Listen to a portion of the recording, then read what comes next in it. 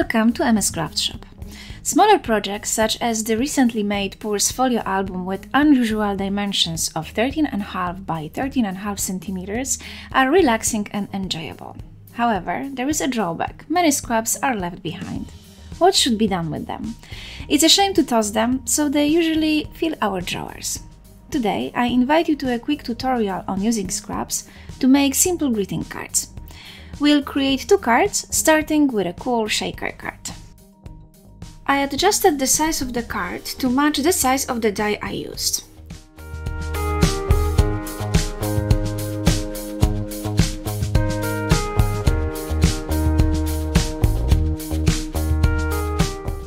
I cut out 2 by 2 cm squares from scraps of paper using 2 different colors. Furthermore, I used silver mirror paper to cut out squares of the same size as a third color for a pop of shine. Luckily, I also had scraps of this paper, so I was happy that I could use them in this project.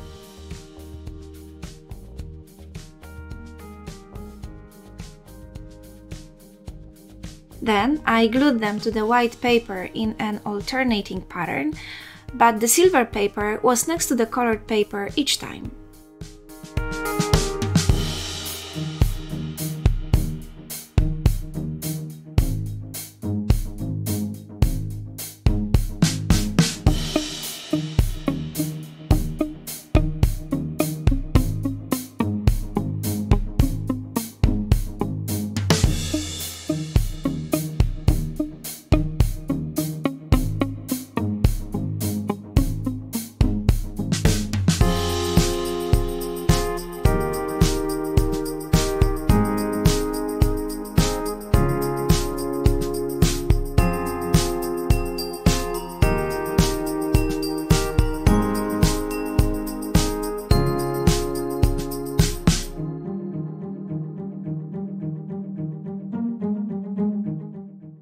As you can see, I used no ruler to glue the squares. I just tried to keep them more or less on one line and level, leaving a 1 mm gap between them. Don't worry if some squares are out of place. These minor imperfections will not be visible.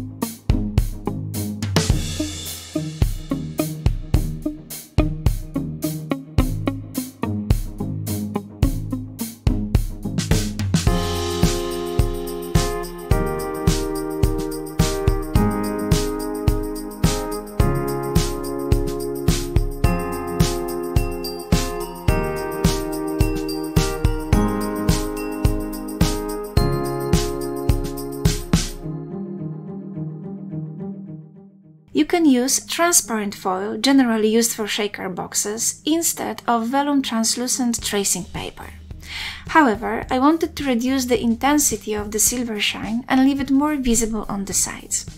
This tracing and silver mirror paper created a beautiful effect you will not achieve with a white background. Unfortunately, it's not visible on camera, but you must believe me.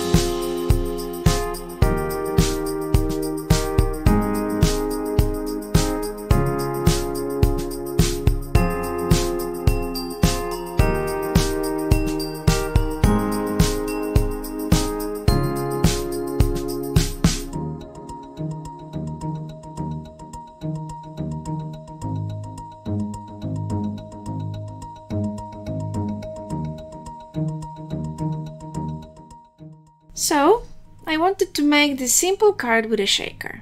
What could go wrong? As it turns out, quite a bit. Beads ended up everywhere, all over my table and on the floor. They even stuck to the foam tape, and I still found them in my craft room a week later. It's a good thing that no one heard my comment. But you know what? In such situations, it's the best to take a deep breath, tidy up, and give it another shot. It happens to everyone.